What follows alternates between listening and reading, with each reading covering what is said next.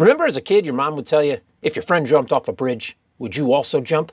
You remember that one? And you said, no, of course not. Well, in trading, in investing, people tend to follow other people. They don't take the contrarian view. And what happens? Somebody jumps off a bridge and you follow. Well, we've been seeing a lot of bridge jumping in crypto, not so much in Bitcoin, but definitely in stocks and global markets and crypto at large. There's been lots of people jumping off bridges.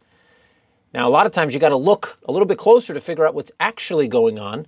And many, many times, especially in trading, the contrarian view is the one that wins in the end. Now, does that mean that things just happen to pivot and eventually everything pivots? Could be, but I think the contrarian view right now is probably the one that's going to win out towards the end of this year, Q3, Q4. What's the contrarian view? Well, things are going to go up. Printing's going to happen. Money's going to flow into markets. Now, I think we're really, really close to that actually starting or taking place. But look what you have in the background. You have Bitcoin reaching, 1 zettahash worth of hash power. I don't even know how many zeros is in a zettahash. I know it's a lot, but it's a record.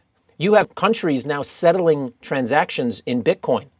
Now, that might not be great for the US dollar, but in terms of Bitcoin adoption and generally speaking, blockchain, crypto, digital asset adoption, it's a great thing. You're also seeing certain assets like Bitcoin and others actually maintain price points, maintain ranges while the rest of the world is on fire.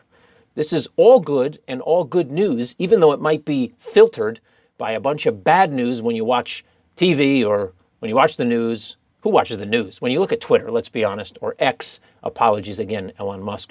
So the world looks like it's on fire. Tariffs, tariffs, tariffs, this, that, and the other. At the end of the day, the theater continues. However, at the end of the show, I expect to see higher prices.